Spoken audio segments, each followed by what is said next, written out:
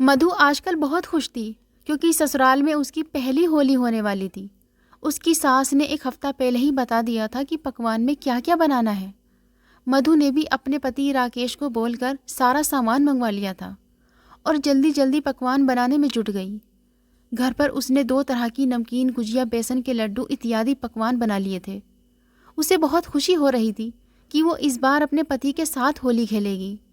होली वाले दिन सुबह सवेरे उठी तो उसकी सास ने उसे रसोई के कामों में लगा दिया और खुद बरामदे में बैठ गई। घर में जो भी मेहमान आ रहे थे, मधु उनका स्वागत कर रही थी। बीच बीच में वो बहू से सूखा नाश्ता, मिठाई वगैरह भी मंगवाती रही। उस दिन मधु ने मालपुआ, पूरी, कटहल की सब्जी, शाही पनीर, ड्राई फ्रूट, पुलाव, दाल मखनी, दही बड़े वगैरह तैयार किए थे। खाना बहुत स्वादिष्ट बना था। खाना बन जाने के बाद उसने सोचा कि अब मैं भी होली खेलने के लिए जाती हूँ। और उसकी ननद तो पहले ही अपनी सहेलियों के साथ होली खेलने के लिए चली गई थी। जब वह रसोई से निकलकर बाहर बरामदे में आई तो बगल वाले घर के आंगन में राकेश खड़ा था। आगे का नज़ारा देखकर वो हैरान रह गई, क्योंकि जब पड़ोस के आंगन से पड़ोसन बाहर निकली तो राकेश ने उसे अपनी तरफ खींचकर रंग लगाना शुरू कर दिया। ये देखते ही मधु की आंखें हैरान रह गई। वो अपनी सास से शिकायत करते हुए बोली, मम्मी मम्मी जी देखिए, राकेश पड़ोसन को कैसे पकड़कर रंग लगा रहे हैं। उन्हें अपनी मर्यादा का ज्ञान नहीं है क्या? उसकी सास गुस्से से बोली, बहू ये सब तो सालों से होता रहा है। मर्द ऐसे ही होली खेलते हैं। होली में इतना तो चलता है, तुम्हें इतनी परेशान क्यों हो रही हो? वो अभी घर आ जाएगा तो तुम्हारे साथ भी होली खेलेगा।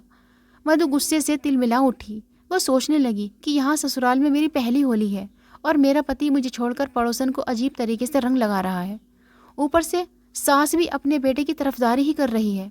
वो गुस्से से अपने कमरे में चली गई। थोड़ी देर बाद राकेश घर आया तो मधु शिकायत करते हुए बोली, पत्नी के होते हुए तुम किसी पराई औरत को इतने अजीब तरीके से रंग क्यों लगा रहे थे? राकेश बेशर्मी से हंसते हुए बोला, देखो यार, सिंपल सी बात है। मैं कोई ऐसा वैसा इंसान नहीं हूँ, लेकिन क्या करूँ, होली पर मुझसे कंट्रोल ही नहीं होता है। और वैसे इसमें गलत क्या है? होली में तो सभी एक दूसरे को रंग लगाते हैं। अगर मैंने पड़ोसन को थोड़ा सा रंग लगा ही दिया तो तुम्हें क्यों बुरा लग रहा है? कहीं तुम्हें जलन तो नहीं हो रही कि मैंने किसी और को छुआ है? वो तो गुस्से से फूंकार उठी और कहने लगी, छी, कैसे इंसान हो तुम? तुमने पड़ोस की भाभी को ज़बरदस्ती रंग लगाया है। पूरे समय वो तुमसे छुपती रही थी, लेकिन तुमने उनको पकड़कर ज़बरदस्ती रंग लगा दिया। रंग लगाने की भी एक मर्यादा होती है। वो भाभी तुमसे उम्र और रिश्ते दोनों में बड़ी है। तुम उनके पैरों पर भी लगा सकते थे। राकेश हंसते हुए बोला, तुम्हारा दिमाग ख़राब हो गया है क्या? मैं बुजुर्गों वाली होली नहीं खेलता हूँ। मैं जवान हूँ और जवान लोग ऐसे ही होली खेलते हैं। मैं तो हमेशा से ऐसे ही होली खेलता आया हूँ और आगे भी ऐसे ही होली खेलूंगा। तुम मेरा क्या बिगाड़ दोगी? पति के मुंह से ऐसी कड़वी बातें सुनकर मधु को उससे नफरत सी होने लगी।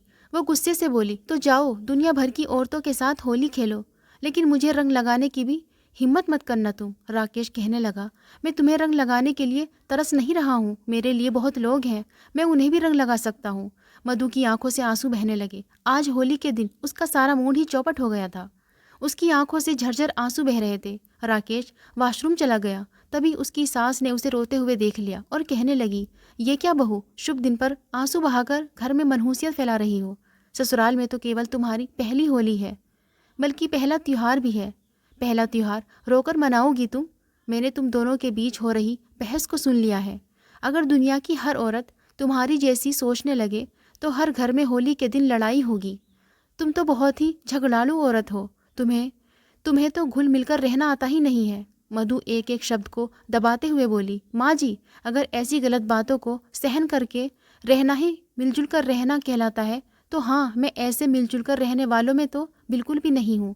जहाँ गलत होगा वहाँ तो मैं आवाज़ उठाऊंगी। आपके बेटे ने मेरा दिल दुखाया है और ऊपर से आप भी अपने बेटे को सही शिक्षा नहीं दे रही हैं। जो गलत है वो सबके लिए गलत है। इतना भी आपको समझ नहीं आता है? आप घर की बड़ी हैं, आपको अपने बेटों को सही राह पर चलने की सीख देनी चाहिए। उसकी सास गुस्से से बोली, बस कर तू। मैं घर की बड़ी हूँ, मुझे क्या करना है क्या नहीं वो तू मुझे सिखाने वाली कौन होती है? मुझे मत सिखा कि मुझे अपने बेटे को कैसी शिक्षा देनी है। मैंने उसे पाल पोस कर इतना बड़ा किया है। तू कल की आई हुई लड़की मुझे सिखाएगी कि बेटे को क्या सिखाना है? तुझे रोना है तो तू आंसू बहाती रहे, हम तो त्योहार एंजॉय करेंगे। और वैसे भी तुम जिस बात पर इतना हंगामा मचा रही हो वो तो छोटी सी बात है। अरे तुम्हारे पति ने पड़ोसन को इधर उधर थोड़ा ही तो लगाया है, उसके साथ कुछ गलत थोड़ी किया है। सास की बात सुनकर बहू हैरान थी। उसकी सास गुस्से से बोली, अब चुपचाप रसोई में जाओ, कोई ना कोई मेहमान आ ही रहे हैं, तुम बस मेहमानों की आओ भगत करती रहो। तुम्हें ना तो रंग खेलने की समझ है और ना ही तुम्हारे साथ आज कोई रंग खेलेगा। ऐसे ही छोटी छोटी बातों पर शिकायत करती रहोगी तो तुम्हारा पति भी एक दिन तुमसे दूर हो जाएगा। ये नहीं कि पति की खुशी में खुश हो लो। सास की बातें सुनकर मधु का मन बहुत दुख से भर उठा कि कैसी औरत है ये जो एक औरत की परेशानियों को नहीं समझ पा रही है। उसकी सास उसे ताना मारकर जैसे ही बरामदे में आई, तभी मधु की ननद फटे हुए कपड़ों में रंगों से भरी रोती हुई घर आई। अपनी बेटी को ऐसी हालत में देखकर मधु की सास को तो होश उड़ गए, क्योंकि किसी ने होली के बहाने निधि के साथ बहुत गंदे तरीके से बदतमीजी की थी। निधि फूट फूट कर रोए जा रही थी। सास का दिल कांप उठा।